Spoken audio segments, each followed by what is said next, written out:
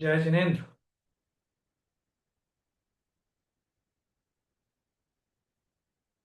आवाज आ रही है मेरी?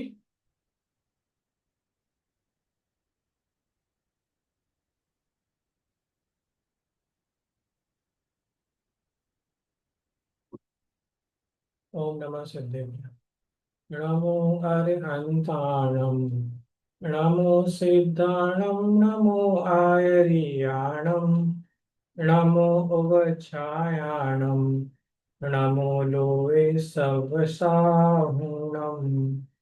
पणमीय शिरसाणे में गुणरयण विभूषणम महावीरम, सम्मतरयण निलयम, पयलि समुत्कीर्तनम गोच्छम। आचार्य नेमिचंद्र सिद्धांत चक्रवर्ती द्वारा रचित ये गोमटसार कर्मकांड ग्रंथ है। लास्ट क्लास जो अपनी हुई थी उसमें से कुछ प्रश्न अपने पास आए हैं, तो उनका समाधान करते हुए अपन आगे बढ़ेंगे। पहला प्रश्न गाथा 3 से था आपका कि हाँ जी। गाथा के किस शब्द का अर्थ योग ऐसा लिया है। तो वास्तव में मूल ग्रंथ में योग ऐसा नहीं है, टीकाकारों ने डाला है। पर अगर अपन ये जो हम्म। दूसरा वर्ड देखते हैं देहोदयन के बाद सहयोग, यहाँ सहयोग का अर्थ योग सहित है। तो अगर देहोदय हम्म। सहयोग ऐसा अर्थ में लूंगा तो इसका मतलब होगा हम्म। देह के उदय से, देह अर्थात शरीर या शरीर नाम कर्म, तो शरीर नाम हम्म। कर्म के उदय से योग सहित या योग सहित होता हुआ जीव। क्योंकि देह का उदय तो अनंत परमात्माओं तक भी है, जब तक वो संयोग केवली है। तो उस सहयोग शब्द से यहाँ पे योग सहित योगों को समाहित किया गया है। इस वर्ड का अर्थ यहाँ पे बराबर। योग सहित लेना है। हाँ जी। ओके? तो अब वो सही। पूरा बन जाएगा कि हाँ। संसारी जीवों की बात चल रही है तो शरीर तो होना स्वाभाविक है, और हाँ जी। भोग मुख्य कारण बनते हैं जिनके कारण ये 8 कर्म और 9 कर्मों का आहार इस जीव को होता है। आहार होता है अर्थात इन कर्माण वर्गणाओं को और 9 कर्म वर्गणाओं को जीव ग्रहण करता है। दूसरा प्रश्न आपने कहा कि सर्वांग से कर्मों का बंध होता है, ऐसा कहने पे कौन सी मिथ्या मान्यता का अंत होता है, क्योंकि ये अपने है विषय में ना। हाँ तो जी। ऐसे हाँ। बहुत सारे मत हैं जो ये मानते हैं कि आत्मा के सर्व प्रदेशों से कर्म बंध नहीं होता है। अच्छा। बहुत सारे दर्शन ऐसे हैं जो मात्र मस्तिष्क से ही दर्शन का कर्मों का बंध मानते हैं। बहुत हम्म। सारे मत ऐसे हैं जो बाएं हिस्से से, अपने शरीर का जो बायां हिस्सा है, उल्टा हाथ हो गया, लेफ्ट हैंड लेफ्ट लेग, इस बाएं शरीर से, आधे शरीर से कर्म का बंधन मानते हैं। अच्छा। बहुत सारे हाँ। मत ऐसे भी हैं जो नव द्वार है ना अपने, जहां जहां पे प्रदेश खुले हुए हैं, जैसे कान के छेद हो गए, हाँ। इनसे भी, हाँ। इनमें इनको रास्ता बनाते हैं, रास्ता बताते हैं कि कर्म बंधन, कर्म अगर घुसेगा आत्मा में तो यहां से घुसेगा। तो इस प्रकार अच्छा। की हाँ। भ्रांति मिटाने के लिए ये हम्म। बताया है कि प्रति समय सर्वांग से कर्म बनते हैं। अब यहाँ पे हम्म। दो चीजें हैं, एक तो सर्वांग लिया है, दूसरा लिया है प्रति समय। बहुत सारे हम्म। मत, मैं तो अन्य मतों की बात नहीं करता, हम भी कभी कभी ऐसा मानते हैं कि मंदिर में बैठते हुए कर्म बंद कैसे हो सकते हैं, स्वाध्याय करते हाँ। हुए कर्म बंद कैसे हो सकता है, हम तो कोई काम ही नहीं कर रहे हैं, चित्त भी एक ही जगह पे लगा है, हिल भी नहीं रहे हैं, हम्म। बोलने वाला बोल रहा है, हम तो बोल भी नहीं रहे हैं। तो ऐसा भी नहीं। हम्म।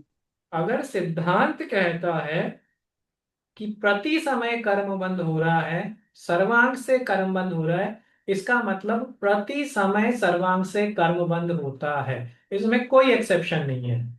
शर्त यह है कि योग सहित जीव होना चाहिए। हम्म।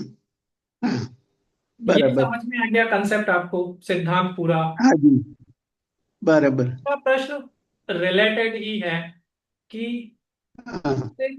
चौथी गाथा में ही हमने चर्चा की थी कि योगों की चंचलता अधिक हो तो अधिक कर्म बंद होता है, हाँ। हाँ।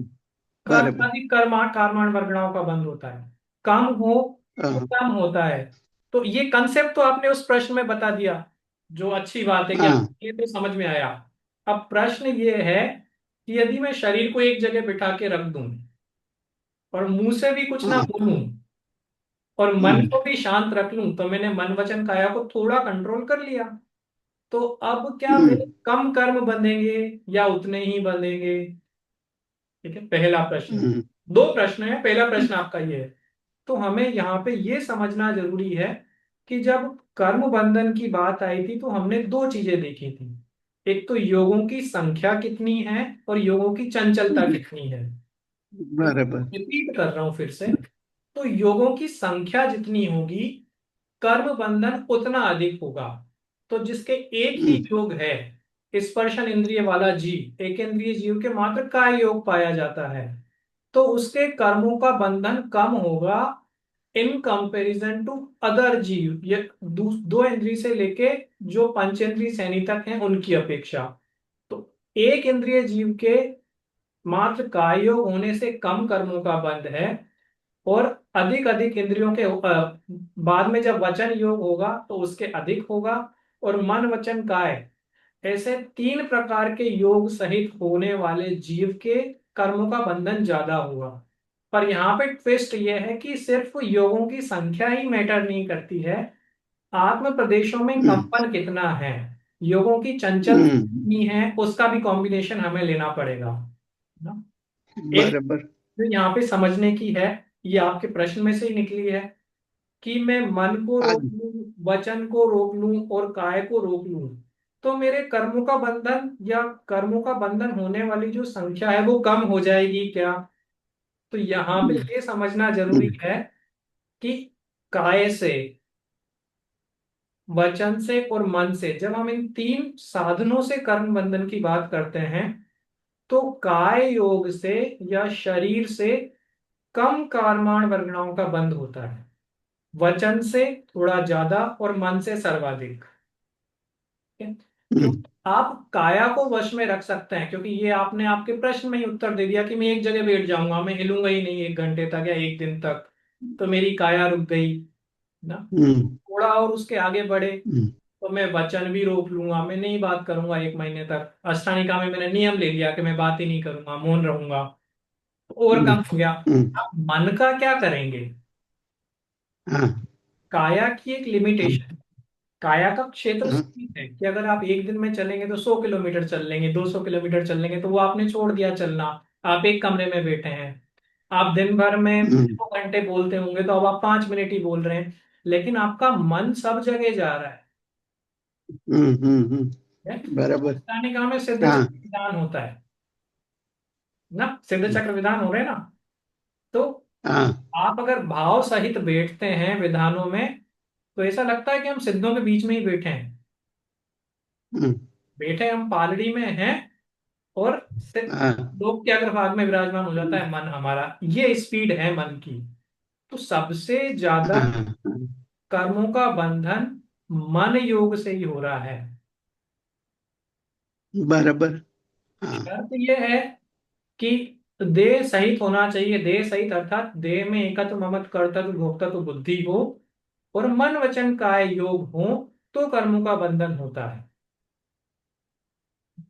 अब फिर आपने, ये शायद एक बार दिखाया था, आपने एक बार शायद बताया था, परसेंटेज दिखाया था। नहीं ऐसा कोई मन परसेंटेज वचन नहीं काय है, वचन। ऐसा कोई परसेंटेज नहीं है, क्योंकि कर्मों की संख्या फिक्स नहीं है ना। आपने बताया था, मेरे को ऐसे ख्याल में है नहीं, ऐसा कि परसेंटेज नहीं सबसे निकाल ज्यादा सकते। इतना।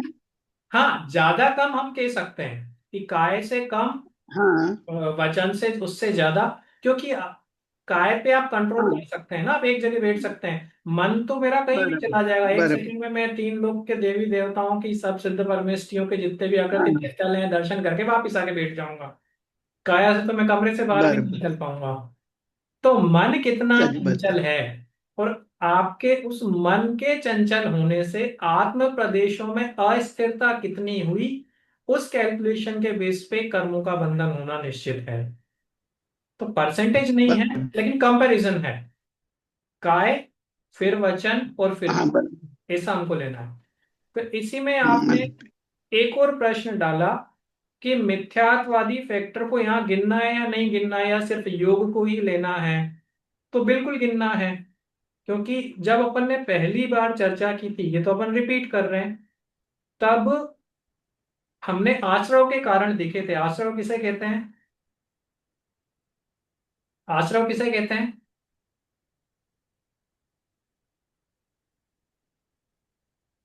नहीं पढ़ा है आश्रव? राग शुरू में ही बताया था। सामान्य प्रश्न है ये तो। जीव अजीव आश्रव बंध समर निजरा मोक्ष, 7 तत्व हैं। उसमें आश्रव तत्व की परिभाषा क्या है? आश्रव किसे कहते हैं? रागादि भाव का होना, राग हाँ, द्वेष का होना। जीव आपको में सुना? रागादि भावों की उत्पत्ति होना, वो भावाश्रव है, जो कि वास्तव में द्रव्य आश्रव का कारण बनता है ना। अब द्रव्य आश्रव क्या है? कि कर्मों के आने को आश्रव कहते हैं बहुत सामान्य भाषा में। ठीक है। तो उस आश्रव के 5 कारण हैं: मिथ्यात्व, अविरति, प्रमाद, कषाय, योग। ठीक है। अब आप देखेंगे तो हम्म, मिथ्यात्व से कारण शुरू किया और योग तक ले गए, और यहाँ हम्म, पे हम सिर्फ योग पे ही फोकस कर रहे हैं। तो ऐसा क्यों? कि जो प्रश्न आपने पूछा था ना, कि हम हम्म, मिथ्यात्वादी कारणों को क्यों नहीं गिन रहे हैं, योग पे ही फोकस क्यों कर रहे हैं, तो वहां पे हम ऑटोमेटिक हम्म, गिन रहे हैं। क्योंकि हमें, हमारा प्रयोजन क्या है कि कर्म बंध रोकना है ना, कर्मों का आना रोकना है ना, आश्रय बंध रोकना है। तो हमें योग बंद करना पड़ेगा, योग निरोध करना पड़ेगा। योग निरोध तभी होगा जब पहले मिथ्यात्व जाएगा, फिर अविरति, प्रमाद, कषाय, ये चले जाएंगे, उसके बाद योग जाएगा। तो जो तत्वार्थ सूत्र का सूत्र है, 8वें अध्याय का पहला सूत्र, वहां आश्रव के कारण गिनाए हैं: मिथ्यात्व, हम्म, अविरति, प्रमाद, कषाय, योग।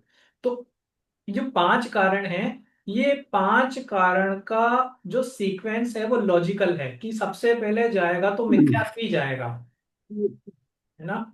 अब मैं अगर चौथा गुण आपके स्थान पे। वापस प्रश्न पे जाऊं कि मिथ्यात्व तो नहीं गया, और मैं मन वचन काय की एकाग्रता कर लूं, तो काम नहीं होने वाला है ना। बाल हम्म, तप नाम की कोई चीज है अपने यहाँ पे, कि मिथ्यात्व सहित या सम्यक्त्व के बिना जो भी क्रियाएं की जाती हैं तपश्चरण के नाम पे, वो बाल तप हैं।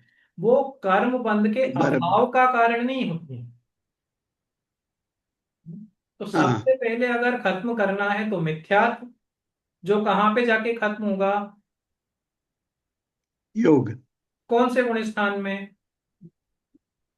चौथे। चौथे में। फिर अविरति, अर्थात अव्रत भाव, पांचवें में। असंयम भाव, ये कहाँ जाएगा? पांचवें में। हाँ, कहीं भी आप ऊपर पांचवें में। ले लो। फिर मिथ्यात्व, अविरति, फिर प्रमाद कहाँ पे जाके खत्म होगा? छठे में। छठे में कैसे होगा? हाँ, प्रमाद तो 10वें तक चलेगा। 10वें तक रूप। जाएगा। फिर कषाय कहाँ जाएगी? हाँ। वो भी 10वें में 10वें तक खत्म। जाएगी। प्रमाद वास्तव में जो शुरू होता है ना, खत्म होना, वो 7वें 8वें से शुरू हो जाता है, 8वें तक चला जाता है, अपने को 10वें तक भी जाने की जरूरत नहीं है। कषाय का सूक्ष्म अंश बचा रहता है ना। और हाँ, योग कहाँ जाएगा? लोग। योग तो 14वें में, 13 पूरा बन गया था 13 अभी। पूरे गुण स्थान ले लिए हैं योग ने ना। हाँ अयोग जी। केवली जब तक जीव नहीं है, तब तक वो योग सहित कहा जाता है। इस अपेक्षा से हम योग पे फोकस कर रहे हैं। तो पहले ये कारण तो खत्म हो, पहले ये साधन तो खत्म हो, फिर योग खत्म होगा। हम्म। ये अब आया बराबर। समझ में? दूसरा, हाँ जी। हमें योग से फर्क पड़ता ही नहीं है। क्यों नहीं पड़ता? क्योंकि सयोग केवली जो तीर्थंकर हैं, सयोग केवली जिन जो हैं अरहंत परमात्मा हैं, उनके कर्मों का बंधन हम्म। होता है या नहीं होता? होता है। कैसा होता है? होता है। कैसा होता है? कर्मों का बंधन नहीं होता है सर, कर्मों का आना होता है, लेकिन वो खिल जाते हैं, बंद नहीं हाँ, होता तो है। कर्म तो आए ना, आश्रव के कारण में तो है। किस तरह का बंधन है पर वो, कि आप कर्मों के नाम गिना सकते हैं, कौन से कर्म आए जिसे हम कहते हैं प्रकृति बंध। ठीक है। हाँ। प्रदेश गिना सकते हैं अर्थात संख्या गिना सकते हैं, जिसको हम कहते हैं प्रदेश बंद। लेकिन यहाँ पे स्थिति आके अनुपात कर्मों का, नहीं है।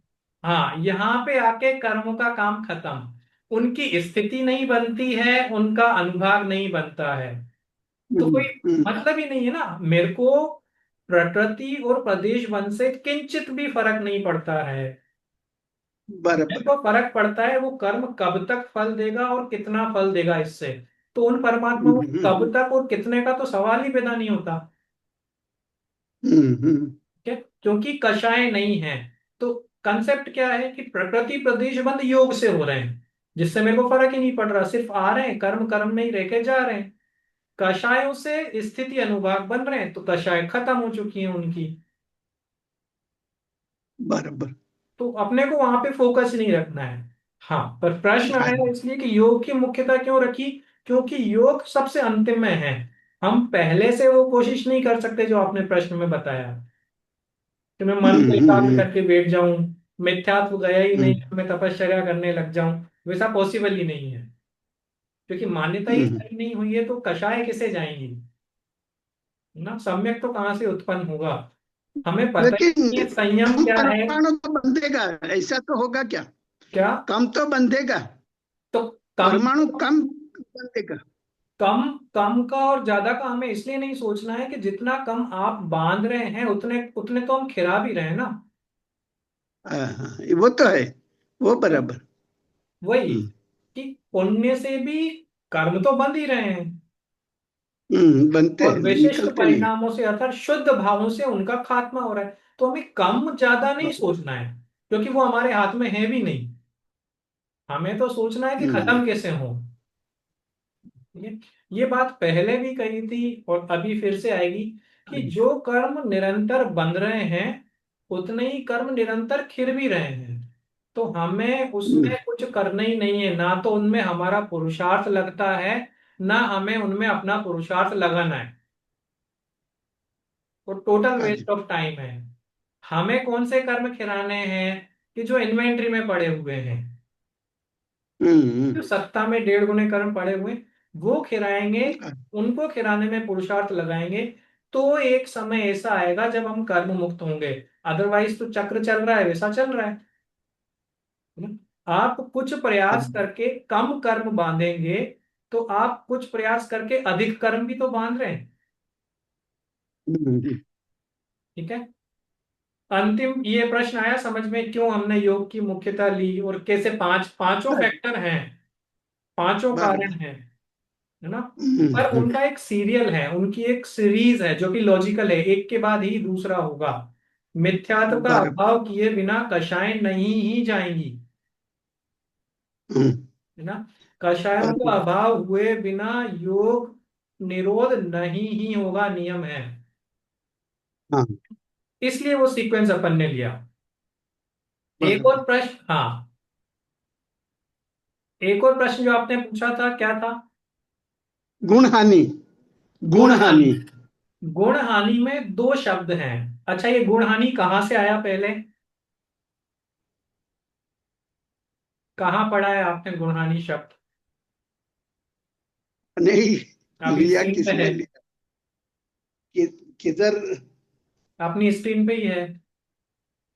हाँ,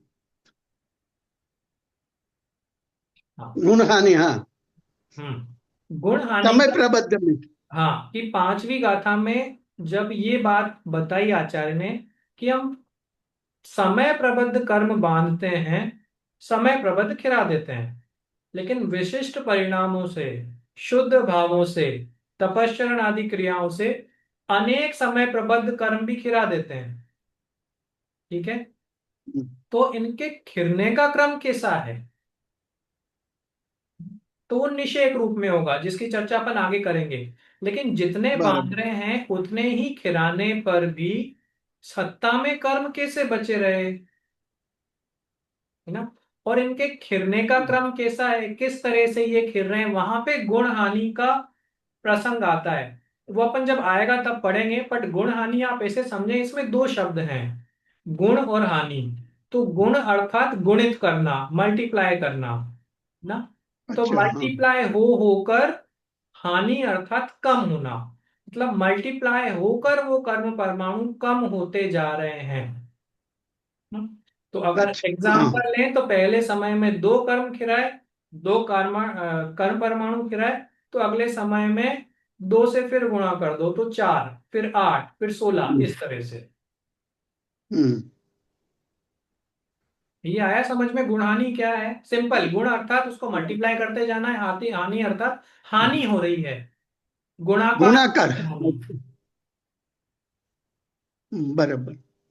ठीक है, अपने को हाँ क्या जी। देखना है आज? हम्म। कहाँ तक हो गया था लास्ट में? निषेध निषेध तक आ गए थे हम। निषेक तक आ गए थे, है ना? तो निषेक रचना हाँ। में क्या होता है हमें पहले ये समझना पड़ेगा, तो निषेक समझ में आएंगे। निषेक कहते किसे हम्म। हैं? हम्म। एक समय में एक उदय में समय आने वाले में, कर्म परमाणु का समूह। हाँ, जैसे एक समय में बंधने वाले कर्म परमाणु को हम क्या कहते हैं? हाँ, समय प्रबद्ध। समय प्रबद्ध। कर- वैसे ही हाँ। एक समय में उदय में आने वाले कर्म परमाणुओं का समूह बनाया तो उसको हम नाम देते हैं निषेक। ये बहुत ठीक। मोटी मोटी बात कह दी अपन ने, है ना? अभी उसमें अच्छा। अविभाज्य प्रतिच्छेद आएंगे, समान जाति के कर्म परमाणु आएंगे, वो अपन आगे वाले अध्यायों में पढ़ेंगे। बट निषेक मतलब अभी हम्म। ऐसा समझना कि एक समय में 10 कर्म परमाणु अगर उदय में आके खिरने वाले हैं, तो ये 10 की मैंने ग्रुपिंग कर दी और उसका नाम दे दिया निषेक। निषेक मतलब क्या? एक समय में या अगले समय में ये 10 आएंगे। हाँ, ठीक है? अब जो बराबर। 10 या निषेक में जो 10 कर्म परमाणु हैं वो एक जाति के ही हों ऐसा भी जरूरी नहीं है ना? और वो एक समय में बराबर। बंधे हुए हों ऐसा भी नहीं है, क्योंकि एक हाँ, समय में बंधे हुए कर्म परमाणु एक साथ उदय में नहीं आते हैं, वो तो उनकी स्थिति बराबर। पर्यंत आते ही रहेंगे। बराबर। ठीक है, तो मान लो मैंने हम्म। 10 बजे तीन आठों कर्म सातों कर्म बांधे। ठीक है, हम्म। सातों कर्मों के मान लो पांच पांच परमाणु बांध लिए, तो टोटल कितने हम्म। परमाणु बांधे मैंने 10 बजे? कि 35 बांधे? 15। हाँ। पांच सातों पर कर्म लिए ना अपन ने आयु को छोड़ के अभी। हाँ, 7। बराबर, अब 35। निषेक में क्या होगा कि जब उनकी ग्रुपिंग की तो हाँ, वो एक साथ 35 के 35 नहीं आएंगे। बराबर। ठीक है, आएंगे 35 ही, क्योंकि एक समय में बांधे 35 हैं, लेकिन वो पिछले समय के कुछ आएंगे, उसके पुराने वाले समयों में बंधे हुए कुछ आएंगे। ऐसा करके जो मैंने 10 बजे बांधे थे उसमें से कुछ तो सत्ता में रह जाएंगे, आबादा काल बराबर। के बाद वो आना प्रारंभ होंगे आगे। ठीक है, तो इसके आधार हाँ। पर निषेक रचना बनती है। तो निषेक का मतलब क्या है कि एक समय में आने वाले कर्म परमाणुओं का ग्रुप बनाया, और निषेक रचना में बराबर। क्या हुआ कि उस ग्रुप का, उन निषेकों का अधिक कर्म परमाणुओं से लेके कम कम कम कम कर्म परमाणुओं का खिरते जाना निषेक रचना हो गई। तो ये निषेक रचना बराबर। कब तक चलेगी? कि जब तक खत्म उस हो कर्म गया। की स्थिति होगी, जितने समय की स्थिति लेके वो आया होगा, तब तक उस कर्म परमाणु का उदय रहेगा। ठीक है, अब बराबर। ये ही निषेक रचना अपन समझेंगे, वैसे तो समझा हुआ है बट एक बार रिवाइज कर लेंगे। मान लो जी हम हाँ। एक समय में कर्म परमाणु की संख्या ली 100। हम्म। एक समय पहले मैंने कितने कर्म बांधे? 100। 100 कर्म बांधे। अब वो हम्म। 100 कर्म 6 समय की स्थिति को लेकर आए हैं। स्थिति बंद अर्थात 6 समय तक वो आत्म प्रदेशों के साथ रहेंगे, वो मेरे साथ 6 समय तक रहेंगे, 7वें समय बराबर। में नहीं रहेंगे। ठीक हाँ है, जी। तो 100 कर्म हाँ। परमाणु 6 समय तक मेरे साथ हैं। अब एक समय का मैंने मान लिया उसमें अबाधा काल। अबाधा काल अर्थात कि 6 समय तक जो कर्म परमाणु मेरे साथ हैं, वो कर्म परमाणु एक समय तक मेरा कुछ नहीं कर सकते हैं बंधने के बाद, मात्र बराबर। सत्ता में पड़े रहेंगे निष्क्रिय रूप से। हम्म। हम्म। तो अब उदय में आने का समय कितना बचा? कि जैसे ही अबाधा 5। काल खत्म होगा, उसके बाद हाँ, जितना स्थिति बंद था वो पूरा उदय काल हो जाएगा। बराबर। स्थिति बंद था 6 समय का, आबादा काल उसमें से हटा दिया 1 समय का, तो उदय काल रह गया 5 समय का। उसको उदय काल के बराबर। दो, विपाक काल के दो, कर्म किरने का समय के दो, या निर्जरा काल के दो। हम्म। अब पूरी कैलकुलेशन शॉर्ट में देखें तो 100 कर्म परमाणु बांधे हैं जो 5 समय तक मेरे साथ रहेंगे। ठीक है। अब निषेक रचना कहती है कि पहले अधिक कर्म परमाणु आने चाहिए, उसके बाद कम आने चाहिए। हो ये भी सकता था कि 100 कर्म परमाणु 20-20 के लोट में 5 समय तक आ जाए और खत्म हो जाए, पर फिर निषेक रचना नहीं बनेगी। तो निषेक रचना के अनुसार सिद्धांत कहता है कि पहले अधिक कर्म परमाणु आए, फिर कम आए, फिर कम, फिर कम, फिर कम, ऐसे करके 5 समय में 100 खत्म होने चाहिए। तो अपन ने बराबर। निषेक रचना में कर्म परमाणुओं के खिरने का क्रम लिया 30, 25, 20, 15, 10। तो पहले समय में 30 खिर गए। नहीं, पहले समय में तो खिरे ही नहीं, क्योंकि पहला समय तो आबादा काल का है ना। दूसरे बराबर। समय में 30 गिर गए, तीसरे समय में 25, चौथे समय में 20, पांचवें समय में 15, और छठवें और अंतिम समय में 10। तो जब बस। 10 खिर गए तो 6 समय का स्थिति भी पूरी हो गई और 100 कर्म परमाणु भी खत्म हो गए। ठीक है, बराबर। यहां तक समझ हाँ में जी। आया। बराबर। अब इसी को अपन ने इस चार्ट से देखा था कि हम्म। अगर पहले कॉलम में हम देखते हैं तो अपन ने 10 समय लिए, हमने रैंडमली पिक किया कहीं से भी प्रोसेस को स्टॉप करके कि यहां से 10 समय गिनते हाँ जी। हैं। तो प्रति बराबर। समय में 100 कर्म परमाणु बांध रहा हूं 10 समय तक। हाँ तो जी। हाँ। पहले समय में मैंने 100 कर्म परमाणु बांधे, और पहले समय में जो बराबर। 100 बांधे उनमें से पहले समय में कितने गिरेंगे? जीरो, कुछ नहीं गिरेगा। 0 गिरेंगे। क्यों गिरेंगे 0? जीरो, क्योंकि आबादा काल है। क्योंकि आबादा काल है, तो वहां गिरने का सवाल ही पैदा नहीं होगा।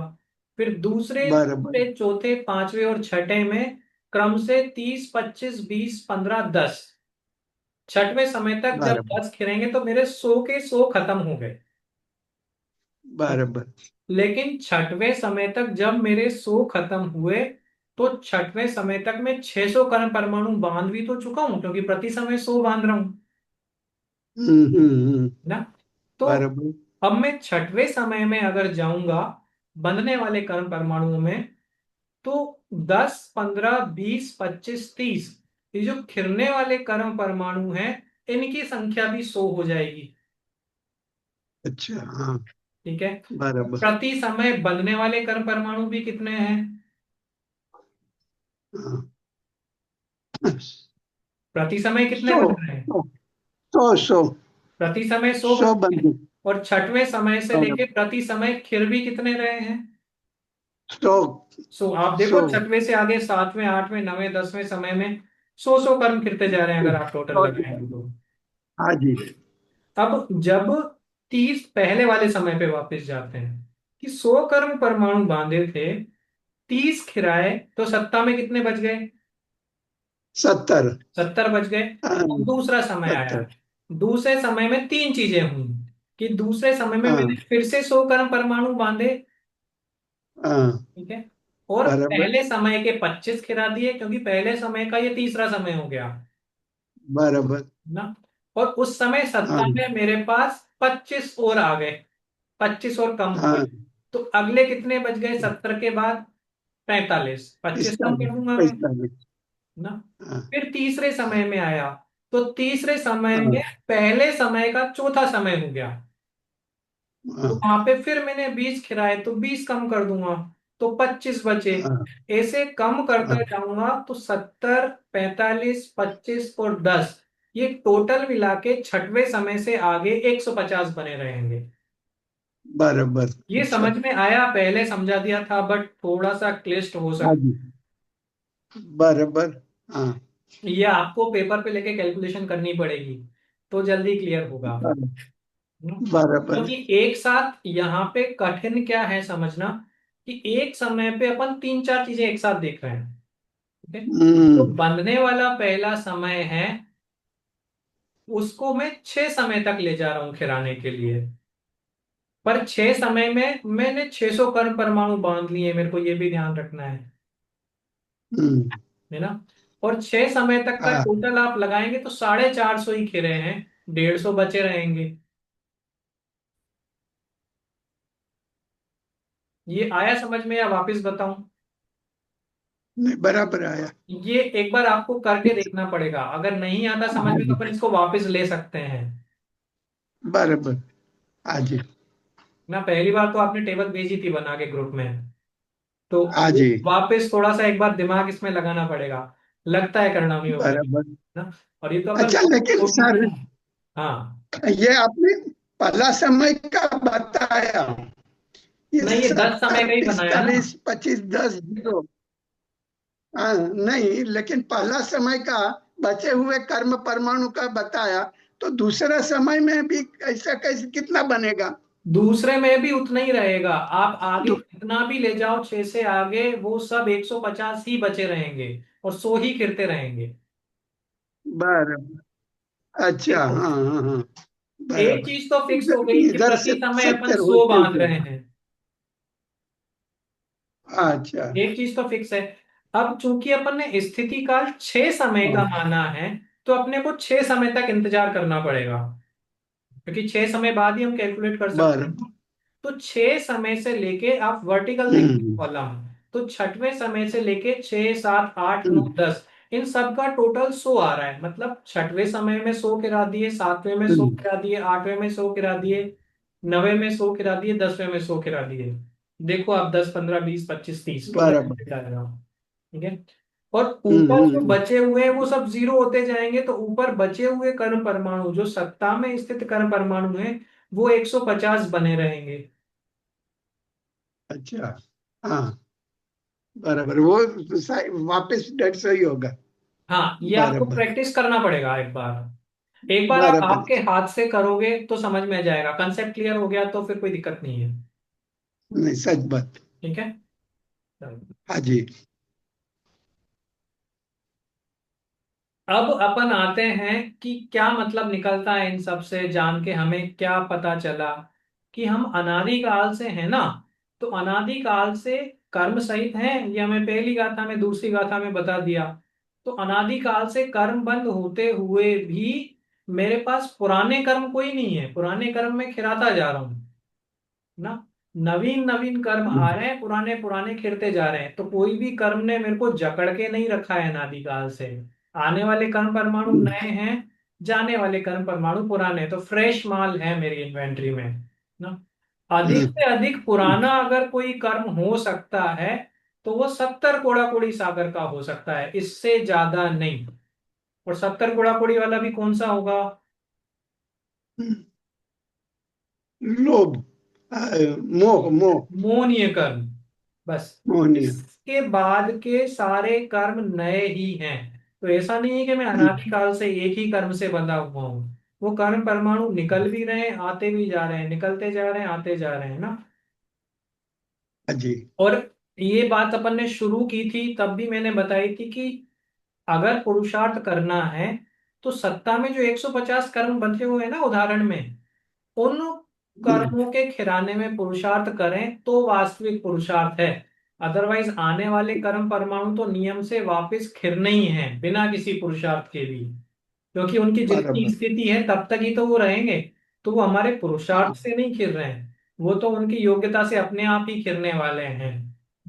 पर हमें एक रास्ता हम्म, बता दिया कि आप प्रयोग करेंगे, आप तपश्चरण आदि करेंगे, सम्यक क्रियाएं करेंगे, शुद्ध परिणाम रखेंगे, तो अनेक समय प्रबद्ध कर्म भी खिर सकते हैं, है ना। तो जितने हम्म, आ रहे हैं उतने खिरा रहे हैं ऐसा नहीं, जितने आ रहे हैं उससे ज्यादा भी खिरा सकते हैं।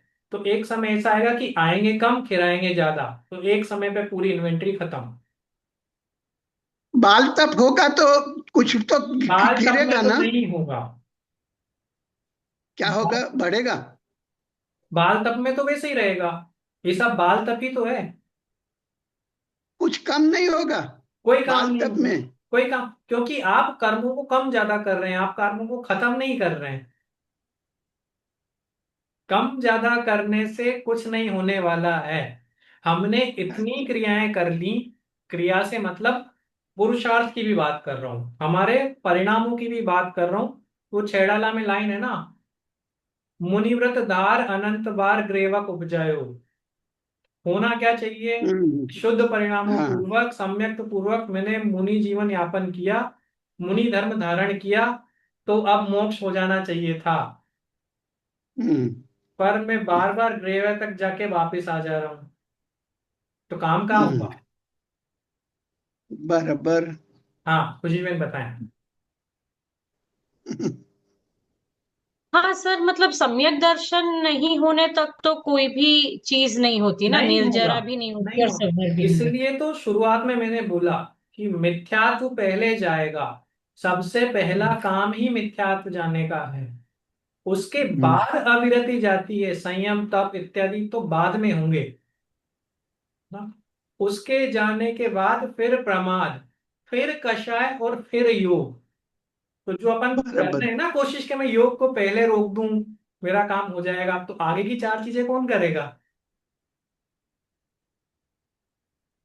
लेकिन सर ऐसा लगता है ना कि हमने कुछ किया। ये तो आप तो, ऐसे ही बात करते हैं, हमको कुछ तो ये लगता तो नहीं कुछ दुनिया को किया। लग रहा है, ये तो पूरी दुनिया को लग रहा है कि हम कुछ कर रहे हैं, हाँ तो।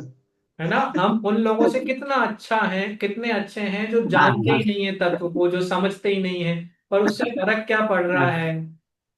बराबर बराबर। आपको सिद्धांत सही पता है। चल गया, उससे क्या फर्क पड़ा अगर आप उस पर काम नहीं कर रहे हैं तो?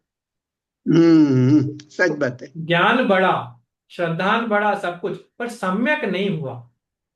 हम्म। जब तक सम्यक नहीं होगा सही। तब तक आगे की क्रियाएं निरर्थक हैं। फायदा नहीं है कुछ। एक और चीज जो हमें पता चलती है कि अगर कर्मों को खत्म करना है, जो कि हमारा मुख्य प्रयोजन है, तो अबाधा काल का समय ही एक ऐसा समय है जब अपन उनको जड़ से खत्म कर सकते हैं, क्योंकि उस समय कर्म हमारे साथ सत्ता में निष्क्रिय रूप से पड़ा रहता है, बेहोश हम्म। शत्रु के समान। हम्म। बराबर। ये पांचवी गाथा हुई। समय हो रहा है, आपके फिर से प्रश्न हाँ हो जी।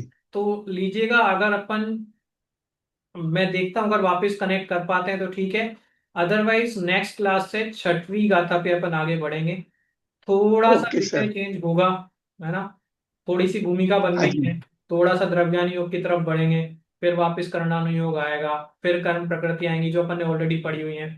कोशिश ये कर रहा हूँ कि जितना जल्दी हो सके अपन इसका रिवीजन कवर कर लें और आगे वाले जरूर। विषय पे बढ़े। ठीक है। जरूर। जय जिनेन्द्र। जरूर। मैं कोशिश करूंगा, अगर वापस जुड़ जाते हैं तो ठीक है, अदरवाइज फिर अपन रविवार को ही मिलेंगे। मैसेज कर देना। हाँ।